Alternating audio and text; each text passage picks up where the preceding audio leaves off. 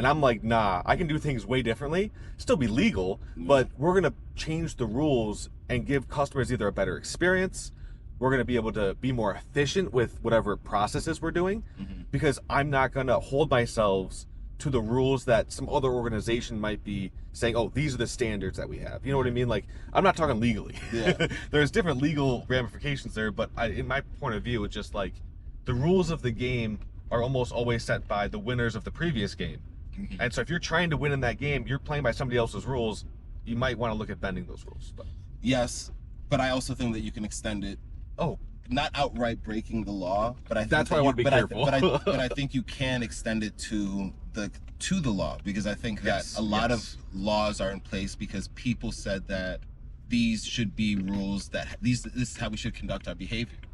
And I say this with the backing of, there's plenty of laws out there that harm people that Oh, were sure. put in place because of motivated interests that just had power at the time. sure, yeah. And so sometimes it's important to look and say, okay, why is this here? And if it's a problem, there are methods and ways to go and bend it or change it. Right. The avenues to get around a rule aren't always just go and break it and Yeah. think you're above the law. And then ask for forgiveness. Yeah, But that's not you what we're know, advocating. But Yeah.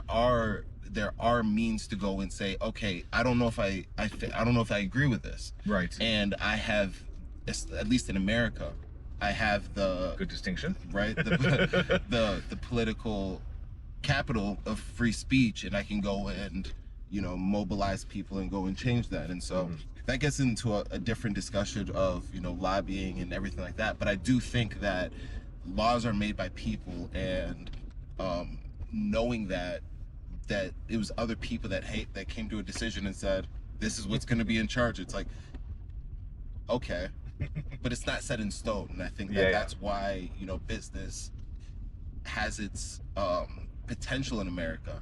It's Right. because we've set the system in place to be able to examine things and grow over time and change. But Push the boundaries. But a big part of it is being educated, and entrepreneurs, like, we do things inherently to prevent risk. yes. And so sometimes when we're doing things, we realize, oh, I can't move here freely, I can't move there freely. It makes sense to go in and say, all right, what can we do to change the box that we're in, change the 100%. boundaries. So yeah, of course we're not advocating saying go and breaking rules, but what we're saying is learn the rules, understand the rules, understand the game. Yes. Yeah. And it's funny because I've got two kind of stories here where I feel like it helps him and hurts him. And so I'm not sure if you want to transition any to later life, but I think this is pretty core to the Standard Oil stuff. Yeah. When he's doing his mergers and acquisitions, we talked about the fact that in the 1800s you couldn't operate across state lines. The first thing that he does in this kind of, I wouldn't say the first thing he does, but the first thing in the world that happens is a trust. The Standard Oil Trust, which essentially is a trust that allows him to operate a company across state lines, essentially, becoming a national company at the time. So that's going to get him a little bit in trouble later in life with some of the antitrust laws that are the first of their kind in America. And so that's one of those rules that he's able to stand up a trust and kind of get around that way. Now, that's where it benefits him. There's another story here where it hurt him, where he was doing his mergers and acquisitions, and I think his name's Charles Fisk or something like that, decided, okay, I'm going to sell Rockefeller my company. But because he needs, and Rockefeller was well known for what you would consider today as hostile takeovers, being able to essentially buy up shares of a company to the point where you have a majority shareholding, and then you can then make decisions because you own enough shares. You can then make decisions for the company. Fisk decided, okay, we know Rockefeller is going to be buying all my stuff. I'm going to go print more stocks, and he was able to do that because of one of the bylaws in their charter, where I think it was the Erie company decided, okay, we don't have to let any shareholders know that we're printing more stocks, but we can go print more stocks. And so because of that loophole, they were printing stocks faster than he could buy them. And so Rockefeller had to buy more stocks to get that 51%, but he could never really get there. And he ended up doing it, but ended up spending just enormous amounts of money to do that. And so these guys ended up with a huge bag that they weren't supposed to get just because of the way that you know, people hadn't even thought of, oh, I'm going to water down my own stock. Yeah, he just diluted the shares just to stop him from being able to take over the company. Which Rockefeller ended up winning, but he wasn't, you know, he had to spend a lot of money to do that. Gotcha. And so, yeah. That's, maybe we can pin it here and then go into super We probably secret. can. I do want to get into the antitrust stuff. Yeah, But yeah. So let's get into that. But one thing that, the note that I'll leave it on is that reminds me a little bit of blitz scaling. Yes. And yes. how many times there's many instances of Rockefeller abandoning tradition and the rule set of how you should conduct business to gain a business advantage.